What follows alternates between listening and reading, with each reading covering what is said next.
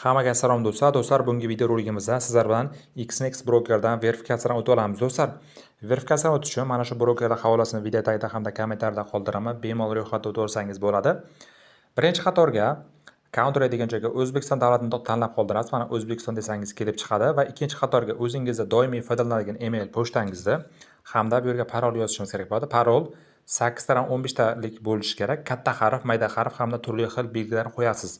Va continue degan tugmani bosib ro'yxatdan o'tib olamiz.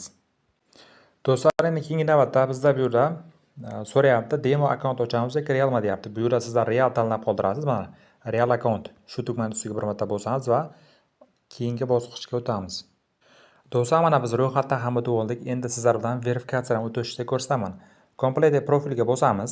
Bosganimizdan so'ng bizdan mana bunday bo'linma ochiladi. Ya'ni birinchi qatorga email pochtamizni tasdiqlashimiz kerak. Buning tasdiqlash uchun mana get started now degan tugmani bosadigan bo'lsak, bizda email pochtamizga SMS kod boradi. Mana hozir bosaman. Hozir mana biz email pochtamizga kod yuborildi. Endi mana shu kodni hozir sizlar bilan birgalikda tasdiqlab olamiz. Do'stlar, email pochtani tasdiqlab bo'ldim. Endi keyingi navbatda telefon raqamimizni tasdiqlashimiz kerak bo'ladi. Telefon nomerini tasdiqlayotgan payt do'stlar, sizlar Telegram ochilgan telefon nomeringizni yozadigan bo'lsangiz, SMS kod Telegram orqali yuboriladi. Do'stlar, endi mana qarang, oxirgi bo'limda biz misol uchun bu yerga birinchi qatorga ismimizni hamda familiyamizni hamda tug'ilgan oy sanani hamda bu yerda biz o'zimiz davlat, ya'ni O'zbekiston davlatini tanlab qoldirasiz hamda bu yerda jinsingizni tanlab qoldirasiz va o'zingizni misol uchun viloyatingizni va shaharni yozib qoldirib, continue degan tugmani bosib keyingi bosqichga o'tib olamiz. Do'stlar, endi keyingi bosqichda bizga turli xil savollar beriladi.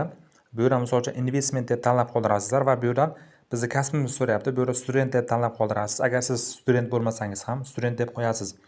Endi bu yerda misol uchun turli xil mana education deb qo'yasiz. Savollarga javob berishimiz kerak bo'ladi.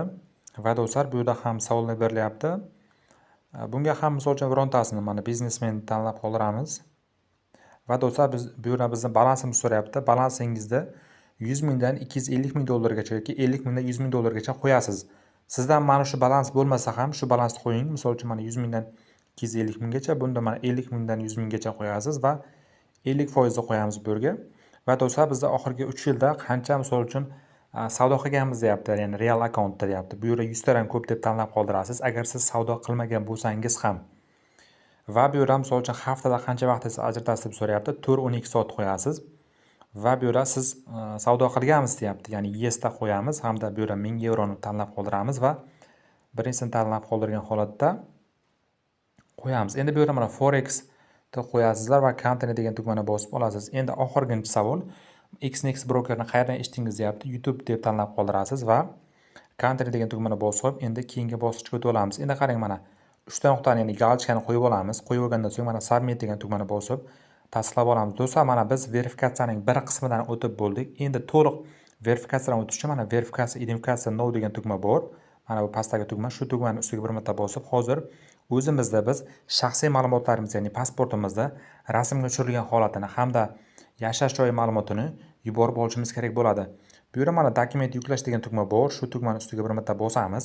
Bosganimizdan so'ng bizda endi keyingi bosqichga olib o'tadi. Hozir sizlarga mana shuni ham batafsil ko'rsataman. Mana bu yerda mana kapchani qo'yasiz.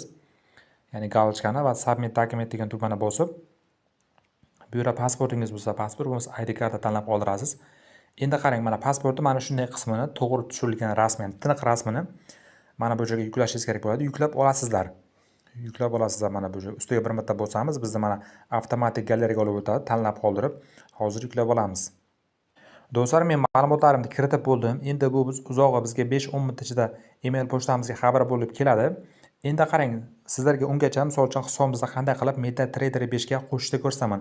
MetaTrader 5 ga qo'shish uchun do'stlar, biz mana asosiy My account sizga o'tib olamiz. O'tganimizdan so'ng do'stlar, hozir bu yerdan biz mana bu 3 ta nuqtani bosamiz.